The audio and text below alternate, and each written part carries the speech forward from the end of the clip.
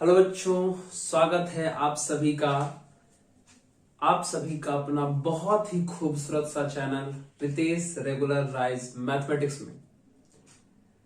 तो आज हम लोग जो है एक नया टॉपिक स्टार्ट करने जा रहे हैं जिसका नाम है इलिप्स। कोऑर्डिनेट ज्योमेट्री का एक बहुत ही खूबसूरत, बहुत ही प्यारा, बहुत ही लाडला सा टॉपिक जिसका नाम है इलिप्स।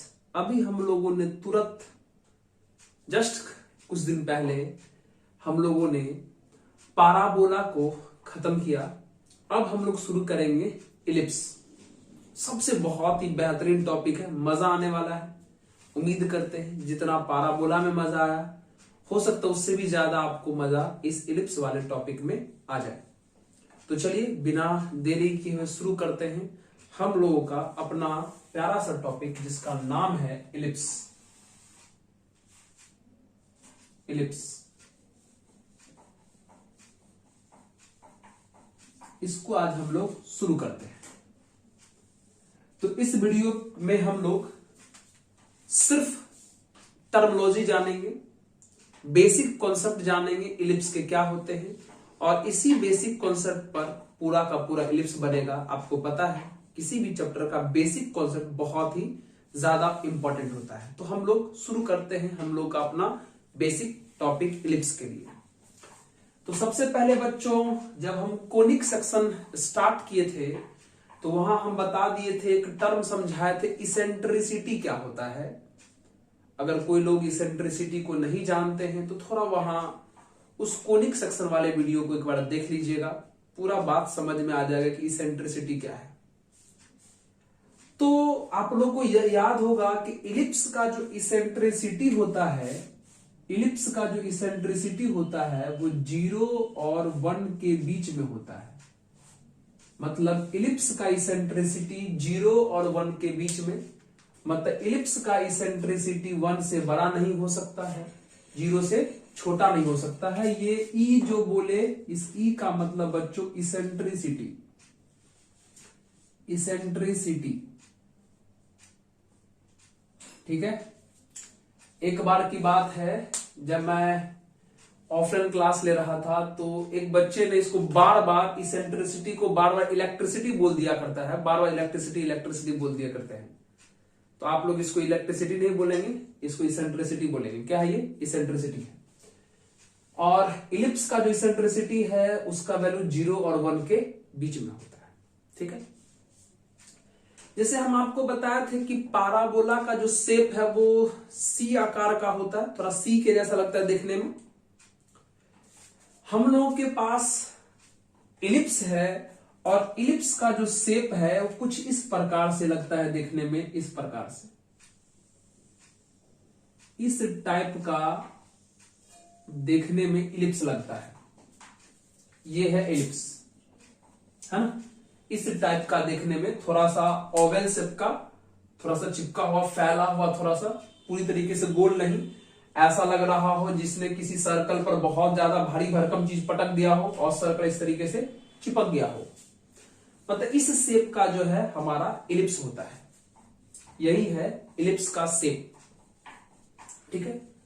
अब चला जाए इसके टर्म पर बात करते हैं। इलिप्स का शेप देख लिए, इलिप्स का इसेंट्रिसिटी समझ गए क्या होता है। थोड़ा इसको अगर आप गौर से देखो, थोड़ा आप गौर से देखो इस इलिप्स को, तो आपको लगेगा कि एक पाराबोला इधर से और एक पाराबोला इधर से खींच करके दोनों को मिला दिया गया है। थोड़ा फील करो तो आपको लगेगा कि एक पाराबोला इधर से और एक पाराबोला इधर से खींच करके दोनों को मिला दिया गया है। मतलब इलिप्स दो पाराबोला का कंबाइंड रूप है। इलिप्स दो पाराबोला का कंबाइंड रूप है। मतलब इधर से भी पाराबोला खींच लिए और इधर से भी पाराबोला खींच लिए और दोनों को मिला दिए तो क्या बन गया? इलिप्स बन गया। नहीं लग रहा आपको? नहीं लग रहा कि अगर बीच से अगर हम इसको ऐसे करके मिटा दें, देखो तो नहीं बन गया दो पाराबोला। मतलब ये इलिप्स जो है बच्चों वो दो पाराबोला का कॉम्बिनेशन होता है। कितने पाराबोला का? दो पाराबोला का कॉम्बिनेशन होता है, याद रखना है। दो पाराबोला को चोंच में चोंच मिला दो ऐसे, है ना, तो जो रिजल्ट बनेगा वो हमारा इलिप्स का हो जाएगा। ज्यादा कुछ नहीं सोचना है, हमने पॉजिटिव बोला। तो चलिए बात करते हैं हम लोग इसके आगे। अब सुनिए, जब ये इलिप्स दो पाराबोला का कॉम्बिनेशन है तो आपको बच्चों पता होना चाहिए कि एक पाराबोला में एक फोकस होता है। तो जब ये दो पाराबोला का कॉम्बिनेशन है मतलब इसमें कितने फोकस होंगे? दो फोकस होंगे। एक पाराबोला में एक फोकस, तो दो पाराबोला में दो फोकस, और दो पाराबोला से मिलकर बना हुआ है इलिप्स। इसका मतलब हर एक इलिप्स में दो फोकस होंगे। चलिए एक फोकस हम लोग यहां पे दिखा देते हैं S1, और एक फोकस हम लोग यहां पे दिखा देते हैं S2। समझ में आ गया? दो फोकस, ठीक है, दो फोकस है। तो फोकस का जो प्लुरल वर्ड है, फोकस का जो प्लुरल है, प्लुरल, कुछ लोग इसको फोसी कहते हैं, फोसी। तो बुक में फोसी लिखा हुआ रहेगा तो समझ आइएगा कि फोकस सिंगुलर है और फोसी प्लुरल है। फोसी मतलब दो या दो से अधिक फोकस की चर्चा हो रहा होगा, इसका मतलब ये होगा। तो फोसी मतलब समझ गया ना, दो फोकस। फोसी मतलब दो फोकस। फोकस का प्लुरल वर्ड होता है फोसी, ठीक।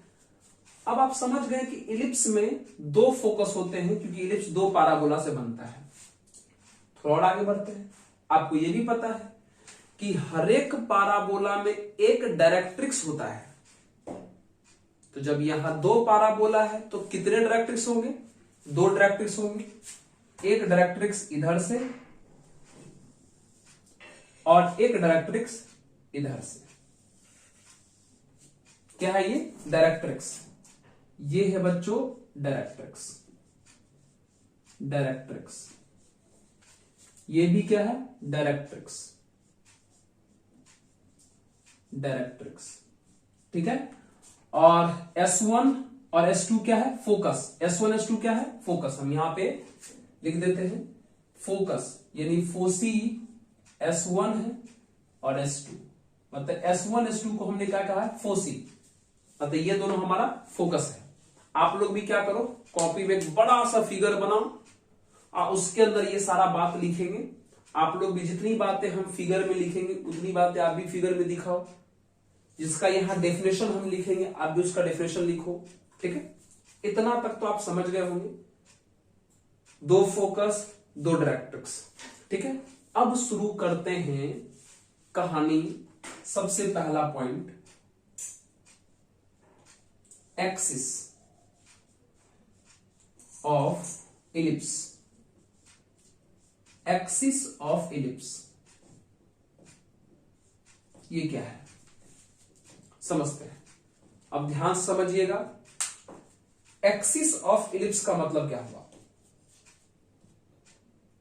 एक ऐसा लाइन जो दोनों फोकस से पास करे और दोनों ही डायरेक्ट्रिक्स पर परपेंडिकुलर हो। एक ऐसा लाइन जो दोनों फोकस से पास करे और दोनों ही डायरेक्ट्रिक्स पर परपेंडिकुलर हो, उसे हम लोग एक्सिस ऑफ इलिप्स कहते हैं। यानी कुछ इस प्रकार से।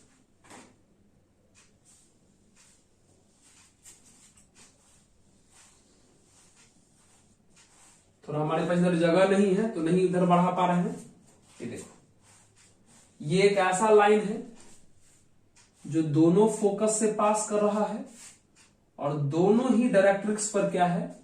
परपेंडिकुलर है ना। ये एक ऐसा लाइन है जो दोनों फोकस से पास कर रहा है और दोनों ही डायरेक्ट्रिक्स पर परपेंडिकुलर है। तो इसी लाइन को कहा जाएगा एक्सिस ऑफ इलिप्स। क्या कहा जाएगा इसको? Axis of ellipse. इसको क्या कहा जाएगा? एक्सिस। यानी हम अगर यहां पे इसका डेफिनेशन लिखें तो लिखाएगा a line passes through both focus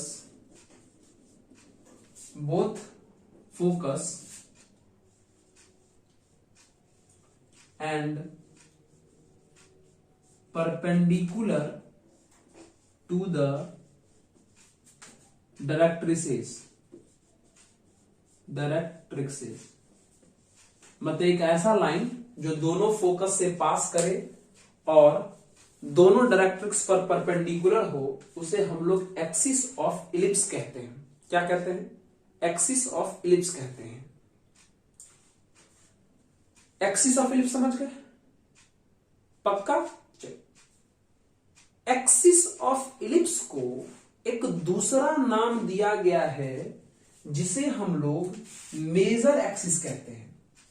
axis of ellipse को एक दूसरा नाम दिया गया है जिसे हम लोग मेजर एक्सिस कहते हैं। एक्सिस ऑफ इलिप्स को ही एक दूसरा नाम मिला है जिसे हम लोग क्या कहते हैं?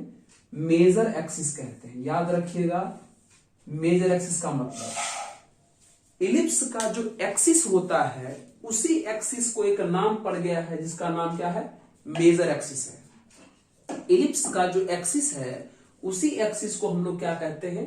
मेजर एक्सिस बोलते हैं।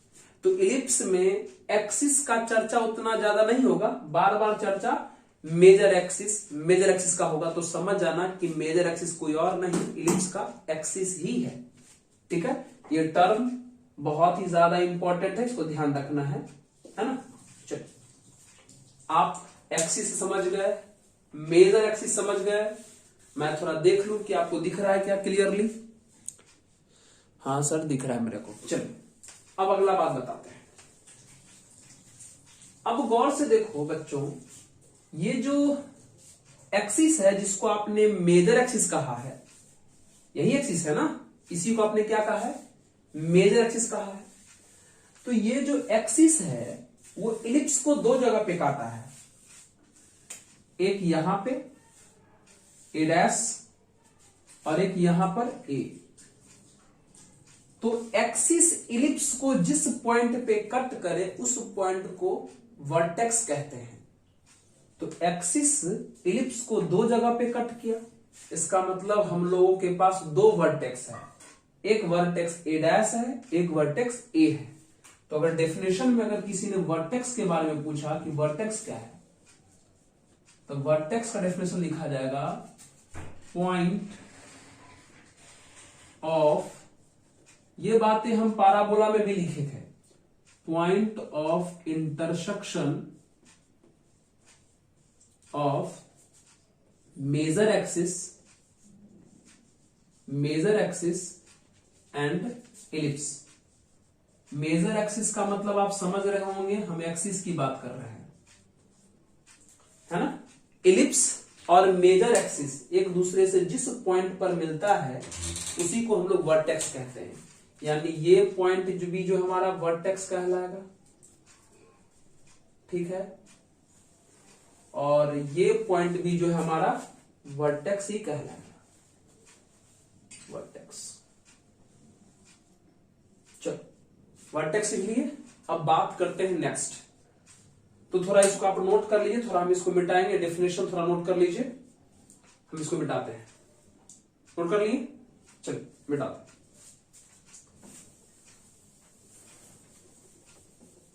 पूरा हम टर्म जो है आपको समझा देते हैं कि किसको क्या कहा जाता है।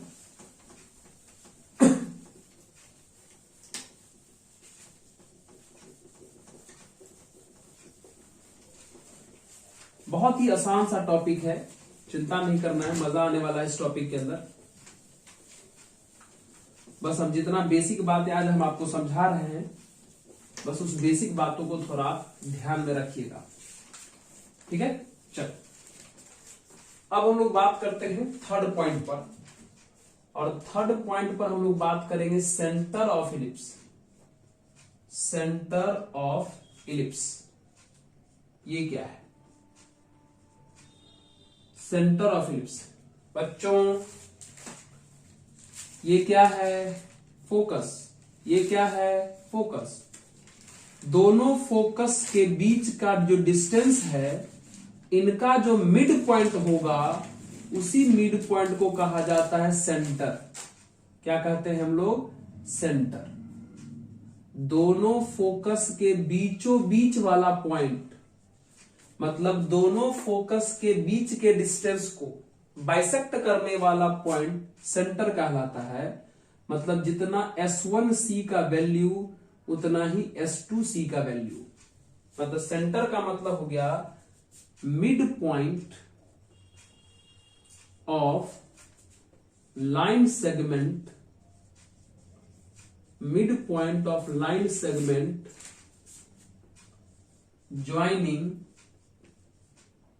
Joining both focus. दोनों फोकस को ज्वाइन करने पर जो लाइन बना है, उसी लाइन का जो मिड पॉइंट होगा उसी को हम लोग सेंटर कहते हैं।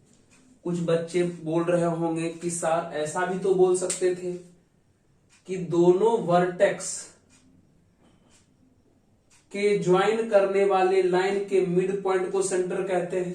बिल्कुल बच्चों कह सकते हैं, आप ऐसा भी कह सकते हैं कि दोनों वर्टेक्स के ज्वाइन करने वाले लाइन सेगमेंट को भी हम लोग सेंटर कह सकते हैं। तो आप वर्टेक्स के टर्म में बोलो या फोकस के टर्म में बोलो, कोई दिक्कत नहीं है। सेंटर समझ गए क्या होता है? ठीक है। अब चलिए बात करते हैं एक और हम लोगों के पास, जैसे अभी हम लोग क्या पढ़े? Major axis.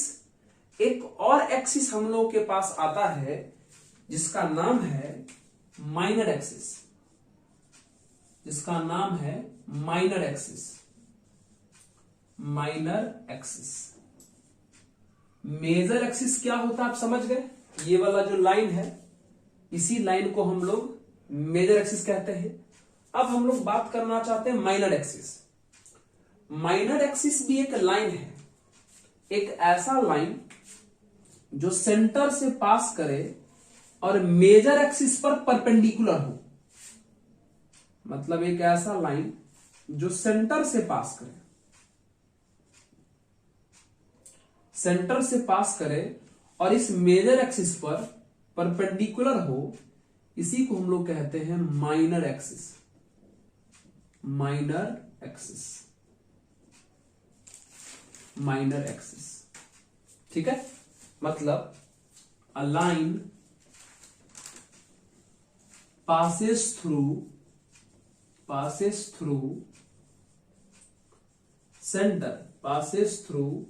center and perpendicular to major axis। मतलब एक ऐसा लाइन जो सेंटर से पास करे और इस मेजर एक्सिस पर परपेंडिकुलर हो, इसी लाइन को हम लोग कहते हैं माइनर एक्सिस। क्या कहते हैं? Minor axis. एक काम करो, माइनर एक्सिस ने इलिप्स को यहां पे काटा है, इसको बी मान लेते हैं, इसको बी डैश मान लेते हैं। बाबू इसका कोई स्पेशल नाम नहीं है। जिस तरीके से मेजर एक्सिस इलिप्स को जहां पे कट करता है उसका नाम वर्टेक्स पड़ता है ना, माइनर एक्सिस जहां पे कट करता है उसका कोई स्पेशल नाम नहीं दिया गया है। बस हम थोड़ा इसको हाईलाइट करने के लिए हमने दोनों पॉइंट दिखा दिए, इसका कोई स्पेशल नाम नहीं है। तो बात समझ में आया कि माइनर एक्सिस क्या होता है? हाँ सर समझ में आ गया। अब बात आगे करते हैं। बेटा इसको चलिए नोट कर लिए हैं, पॉज करिए, नोट कर लीजिए।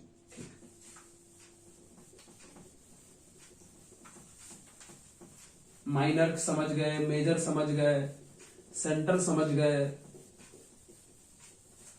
वर्टेक्स समझ गए। अब बात करते हैं नेक्स्ट। ध्यान से बात करना है।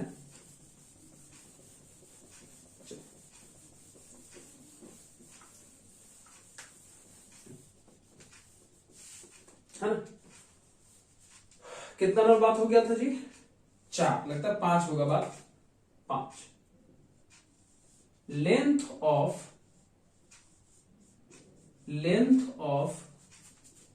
Major axis. इस टर्म सब पे ध्यान देना है। हम यहां लिखे हैं लेंथ ऑफ मेजर एक्सिस। मतलब हमको जानना है कि मेजर एक्सिस का लेंथ कौन होता है बच्चों। मेजर एक्सिस यही है क्या? यस सर, यही है मेजर एक्सिस। इस मेजर एक्सिस का एक पॉइंट ए डैश इलिप्स पर है और एक पॉइंट ए इलिप्स पर है, जिसको हमने क्या कहा है? वर्टेक्स कहा है। यानी ए से लेकर के ए डैश तक का जो लेंथ होगा उसी लेंथ को हम लोग कहते हैं लेंथ ऑफ मेजर एक्सिस। कोई पूछे कि मेजर एक्सिस के लेंथ का मतलब क्या हुआ, तो कह दीजिएगा कि दोनों वर्टेक्स के बीच के डिस्टेंस को लेंथ ऑफ मेजर एक्सिस कहा जाता है। यानी ए से ए डैश तक को लेंथ ऑफ मेजर एक्सिस कहा जाता है। यानी distance between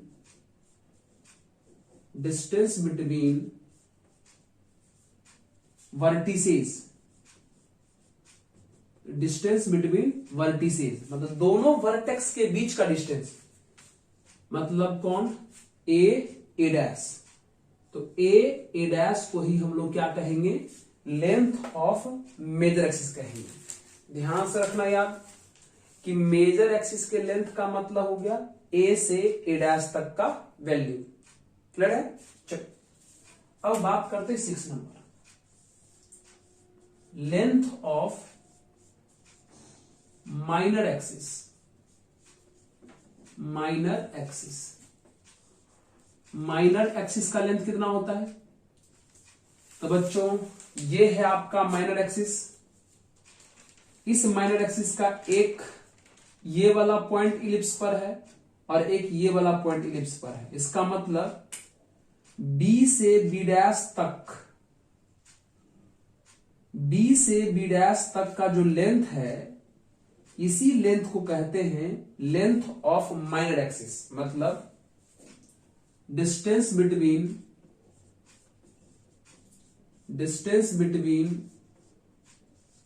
B and B dash मतलब कौन?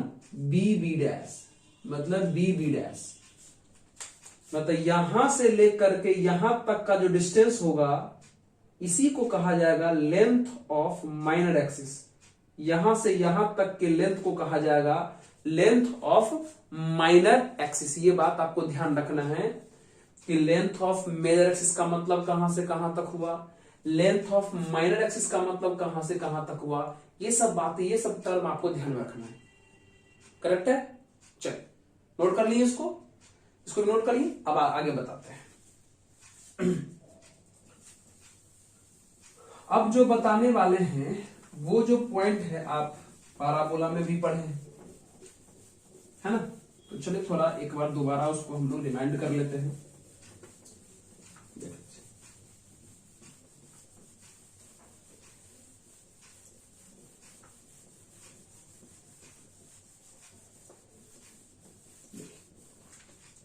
7 नंबर, डबल ऑर्डिनेट।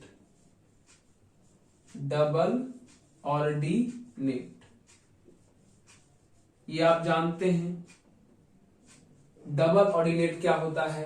पाराबोला में बताए थे कोई भी ऐसा कॉर्ड जो एक्सिस पर परपेंडिकुलर हो जाए। तो यहां एक्सिस का काम कौन कर रहा है? ये आपका मेजर एक्सिस काम कर रहा है, इसी को ना बोलते हैं मेजर एक्सिस। तो कोई भी कॉर्ड जो इस मेजर एक्सिस पर परपेंडिकुलर हो जाए उसे हम लोग डबल ऑर्डिनेट कहते हैं। वही डेफिनेशन है, यानी any chord perpendicular to major axis, कोई भी ऐसा कॉर्ड जो मेजर एक्सिस पर परपेंडिकुलर हो जाए।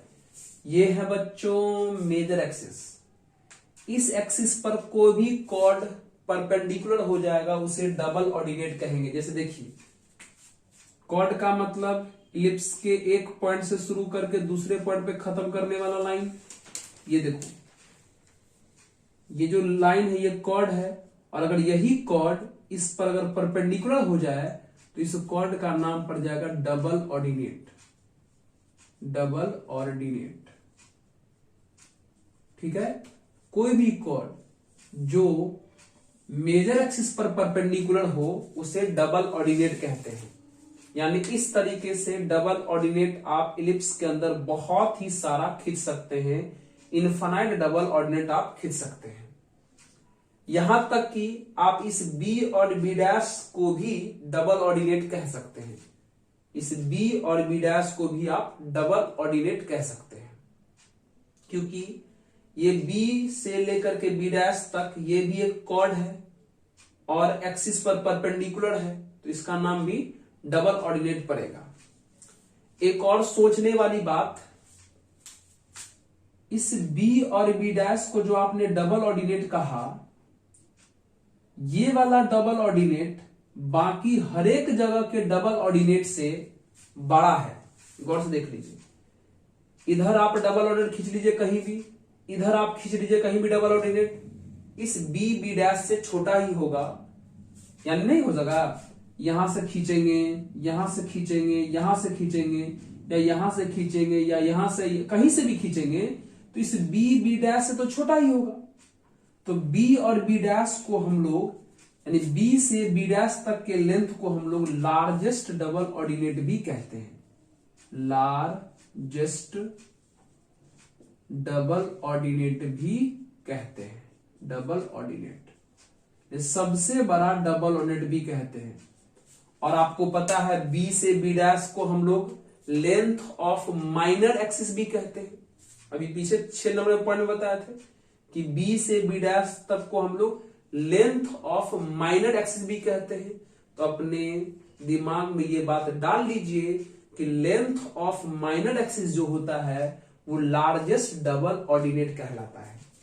लार्जेस्ट डबल ऑर्डिनेट कहलाता है। ये बात आप नोट कर लीजिए, हम यहां नोट कर देते हैं एक पॉइंट में, largest double ordinate, double ordinate मतलब length of minor axis. Minor axis का जो लेंथ होगा वो किसी भी इलिप्स का सबसे बड़ा डबल ऑर्डिनेट कहलाएगा। ये बात आपको ध्यान रखना है। करेक्ट है? डबल ऑर्डिनेट से रिलेटेड बातें समझ गए? करेक्ट है? इसको भी नोट कर लीजिए, आगे बढ़ा जाए। मिटा देते इसको।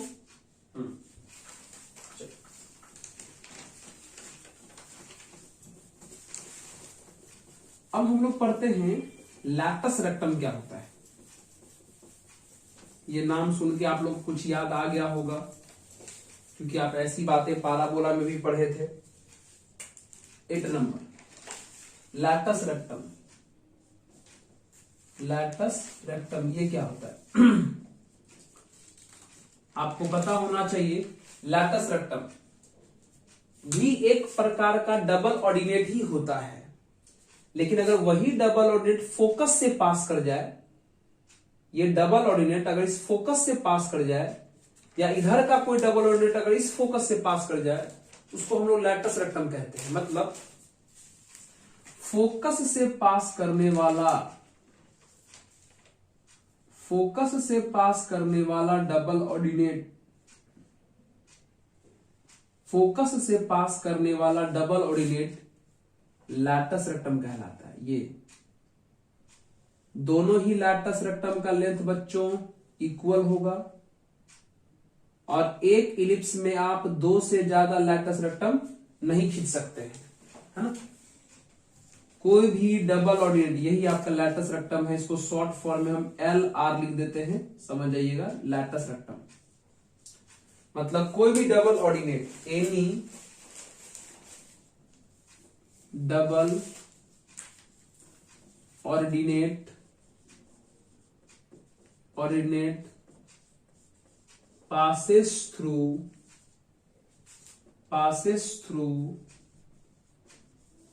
focus, कोई भी डबल ऑर्डिनेट जो फोकस से पास कर जाए उसे हम लोग लैक्टस रेक्टम कहते हैं। ये बात याद रहेगा। लैक्टस रेक्टम क्या होता है? किसी भी इलिप्स के अंदर आप दो से ज्यादा लैक्टस रेक्टम नहीं खींच सकते, और इन दोनों ही लैक्टस रेक्टम का लेंथ बच्चों इक्वल होता है। करेक्ट है? चल, सारा का वैल्यू भी निकालना सिखाएंगे, वो आगे पढ़ना है हम लोग को नेक्स्ट वीडियो में। यहां देखिए, यहां तक दिक्कत नहीं ना? चल, अब हम लोग जाते हैं पॉइंट नंबर 9 की तरफ। पॉइंट नंबर 9 की तरफ।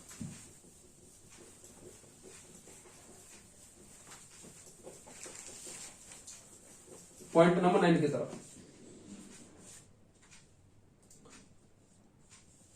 है ना। फोकल डिस्टेंसेस,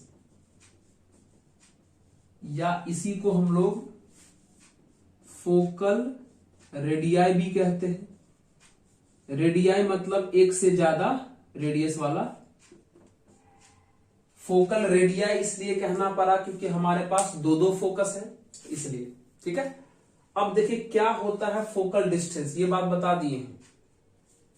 अब फिर से समझा देते। देखिए, जैसे मान लीजिए यहां पर हम एक पॉइंट ले लेते हैं, मतलब इलिप्स पर जहां मन करे वहां एक पॉइंट ले लीजिए। मान लो हम यहीं पर एक पॉइंट ले लिए। इलिप्स पर जहां मन करे वहां एक पॉइंट ले लो।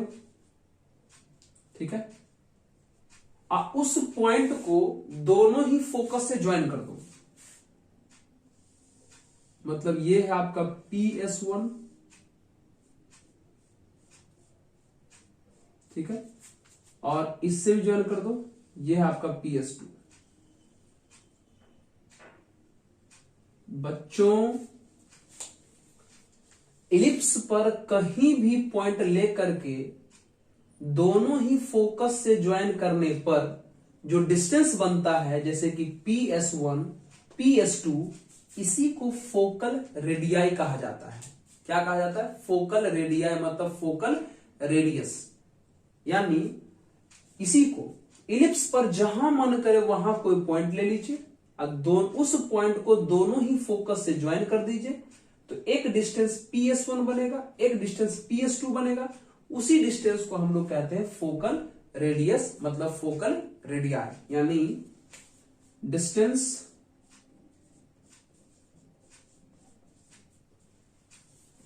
Of both focus from both focus to the point on ellipse। मतलब इलिप्स के ऊपर किसी भी पॉइंट का डिस्टेंस दोनों ही फोकस से जो होता है उसी को हम लोग फोकल रेडियाई कहते हैं। फिलहाल हमारा फोकल रेडियाई एक दिख रहा है PS1 और एक दिख रहा है हमारे पास PS2। PS1 और एक दिख रहा है PS2। ये दोनों जो हमारा फोकल रेडियाई है, PS1 और PS2, इसको बोलते हैं फोकल रेडियाई, मतलब फोकल लेंथ भी कह सकते हैं आप इसको, फोकल डिस्टेंस भी कह सकते हैं आपको, सॉरी आप इसको। करेक्ट है? कोई दिक्कत तो नहीं यहां तक? समझ गए फोकल डिस्टेंस क्या होता है? इलिप्स पर कहीं भी एक पॉइंट ले लेना है, उसको फोकस से ज्वाइन कर देना है, जो डिस्टेंस बनेगा उसी को हम लोग फोकल डिस्टेंस या फोकल रेडियाई भी कहते हैं। करेक्ट है? चलिए एक और पॉइंट देखते हैं। जो लोग छोटा फिगर बनाए होंगे उनके फिगर में पता नहीं कैसे एडजस्ट हो रहा होगा, इसलिए हमने पहले ही कहा था कि थोड़ा बड़ा फिगर बना लीजिएगा। अब वो लोग मने मने मुस्कुरा भी रहे होंगे कि हम तो छोटा फिगर बना लिए हैं सर, कैसे होगा। कोई बात नहीं, थोड़ा सा लगेगा कि काट खोट किए हैं, बाकी कुछ फील नहीं आएगा क्या। चलिए, मतलब 10 नंबर पॉइंट देखते हैं। Focal cord. फोकल कॉर्ड, ये चीजें भी हम आपको पाराबोला में बता दी है। फोकल कॉर्ड, फोकल कॉर्ड मतलब कोई ऐसा कॉर्ड जो फोकस से पास कर जाए। कोई भी ऐसा कॉर्ड जो फोकस से पास कर जाए उसे हम लोग फोकल कॉर्ड कहते हैं। जैसे देखिए, ये देखिए, ये देखिए, तो ये वाला हम थोड़ा ले रहे हैं,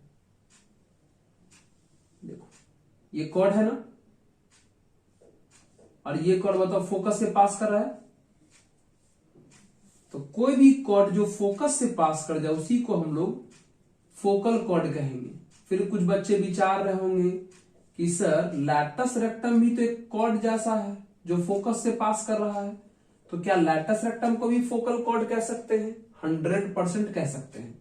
लैटस रेक्टम भी एक प्रकार का फोकल कॉर्ड ही है ना। ये आपका फोकल कॉर्ड है, focal cord, focal cord. Focus से पास करने वाला कोई भी कॉर्ड उसे हम लोग फोकल कॉर्ड कहते हैं। लैटस रेक्टम भी फोकस से पास करता है, वो कॉर्ड ही है एक प्रकार का, तो लैटस रेक्टम को भी आप फोकल कॉर्ड कह सकते हो। करेक्ट है? यानी एनी कॉर्ड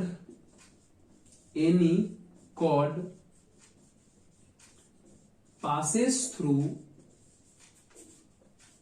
focus, कोई भी कॉर्ड जो फोकस है, चाहे इस फोकस से पास कर जाए चाहे इस फोकस से पास कर जाए, किसी भी फोकस से पास कर जाएगा तब जो कॉर्ड बनेगा उसी को हम लोग कहते हैं फोकल कॉर्ड। इतने सारे टर्मिनोलॉजी थे इस इलिप्स के अंदर। उम्मीद है कि ये सारे टर्मिनोलॉजी आपको बातें समझ में आ गई। ठीक है, अब चलिए हम आपको बताते हैं standard equation of ellipse. Correct है? तो आप इसको नोट कर लीजिए,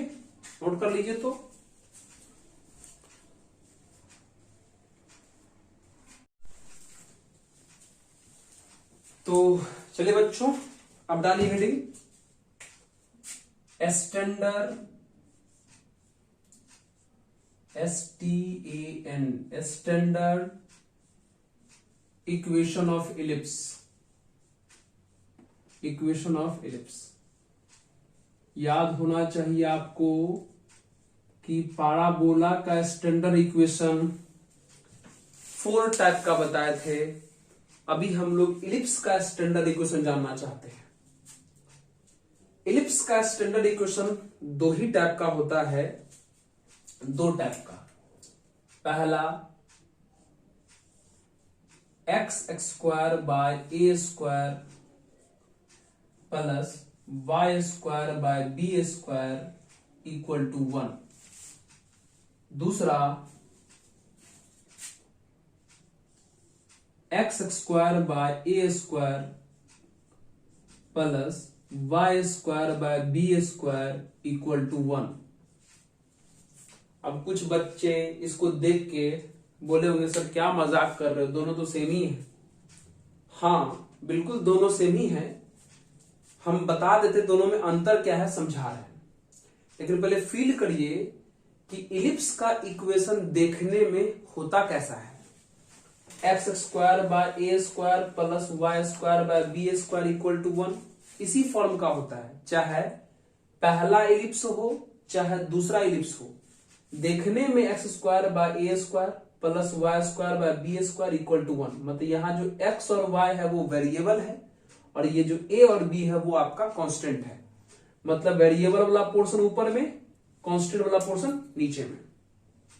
तो इस फॉर्म का इलिप्स होता है, चाहे पहला इलिप्स हो चाहे दूसरा इलिप्स हो। दोनों में अंतर क्या है समझिए। एक में x के नीचे यहां a है ना, a का स्क्वायर है ना, मतलब x के नीचे जो a है, एक में a का वैल्यू बड़ा होता है b से, और एक में y के नीचे वाला बड़ा होता है x के नीचे वाले से। मतलब एक में a बड़ा होता है b से और एक में b बड़ा होता है a से। यानी फर्स्ट इलिप्स के अंदर x के नीचे वाला बड़ा होता है और सेकंड इलिप्स के अंदर y के नीचे वाला बड़ा होता है। एग्जाम्पल की अगर मैं बात करूं तो x² by 16 plus y² by 9 equal to 1। अब गौर से देखिए, x² के नीचे वाला बड़ा है यानी इसको फर्स्ट इलिप्स कह सकते हैं। इसको आप इसको ऐसे भी लिख सकते हैं, x² बाय 16 को आप 4 का स्क्वायर लिख लीजिए प्लस वाई स्क्वायर बाय 3 का स्क्वायर लिख लीजिए इक्वल टू 1। तो गौर से देखिए, x के नीचे वाले को a बोलते हैं, तो यहां a के जगह पर 4 लिखा हुआ है और b के जगह पर 3 लिखा हुआ है। तो देखो, तो a का वैल्यू b से बड़ा हुआ कि नहीं हुआ? तो जब जब a का वैल्यू b से बड़ा रहेगा वो फर्स्ट इलिप्स के कैटेगरी में आएंगे। सेकंड बात करते हैं x square upon 16 y square upon 144 equal to 1। गौर से देखिए, यहां y के नीचे वाला बड़ा है तो ये सेकंड इलिप्स है। इसको आप ऐसे भी लिख सकते हैं एक्स स्क्वायर अपॉन 4 का square plus y square upon 12 का स्क्वायर इक्वल टू 1। x के नीचे वाले को a बोलते हैं यानी a का वैल्यू 4 है, y के नीचे वाले को b बोलते हैं यानी b का वैल्यू 12 है ना। अब देखो, वहां पर b का वैल्यू बड़ा है a से, तो इसको बोलते हैं सेकंड इलिप्स। फर्स्ट इलिप्स में a का वैल्यू बड़ा होता है यानी x के नीचे वाला बड़ा होता है, और सेकंड इलिप्स में y के नीचे वाला बड़ा होता है। क्या हमारी बात आपको समझ में आया कि हमारा स्टैंडर्ड इक्वेशन इलिप्स का कैसा होता देखने में? ठीक है, एक एग्जांपल मैं अगर आपसे पूछूं कि ये कौन सा इलिप्स है, इसका जवाब आप लोग दे दीजिएगा। X square by 3 plus y square by 2 equal to 1। क्या मजाक कर रहे हो सर? एक्स के नीचे वाला बड़ा है तो फर्स्ट इलिप्स ही होगा। बिल्कुल सही बोल रहे हैं बच्चों, x के नीचे वाला बड़ा है तो ये फर्स्ट इलिप्स है। इसको अगर आप चाहे तो ऐसे लिख सकते हैं एक्स स्क्वायर अपॉन √3 का स्क्वायर वाई स्क्वायर अपॉन √2 का स्क्वायर इक्वल टू 1। यानी x के नीचे वाले को a बोलते हैं यानी a का वैल्यू √3 आ गया, y के नीचे वाले को b बोलते हैं यानी b का वैल्यू √2 आ गया, है ना। तो आप बिना इस फॉर्म में कन्वर्ट किए हुए पहचान सकते हैं कि कौन सा इलिप्स है कौन सा इलिप्स है, फर्स्ट इलिप्स है कि सेकंड इलिप्स है। लेकिन a और b निकालने के लिए आपको इस तरीके से करना पड़ेगा। x के नीचे वाले को a बोलते हैं, y के नीचे वाले को b बोलते हैं। तो यहां हम लोग इस वीडियो में बस इतना ही जानकारी के साथ हम लोग वीडियो खत्म करेंगे कि हम लोगों ने टर्मिनोलॉजी सीखा कि किसको क्या कहते हैं। उसके बाद हम लोगों ने सीखा कि स्टैंडर्ड इक्वेशन इलिप्स का देखने में कैसा होता है, फर्स्ट इलिप्स किसको कहते हैं, सेकंड इलिप्स किसको कहते हैं, ये चीजें हम लोगों ने सीखा। अब अगले दिन इस स्टैंडर्ड इक्वेशन का पूरा डिटेल स्टोरी जानेंगे कि कौन सा वैल्यू कैसे फाइंड करेंगे, फोकस कैसे फाइंड करेंगे। जैसे पाराबोला में पूरा एक टेबल बना के दिए थे ना, उसी तरीके से इसमें भी एक टेबल बनाएंगे और पता करेंगे कि कौन सा चीजें कैसे फाइंड किया जाता है, उसके लिए क्या फॉर्मूला है। ठीक है, तब तक आप इतना देखिए, ठीक है, और मुस्कुराइए। अगले वीडियो में फिर मुलाकात करेंगे, तब तक के लिए धन्यवाद।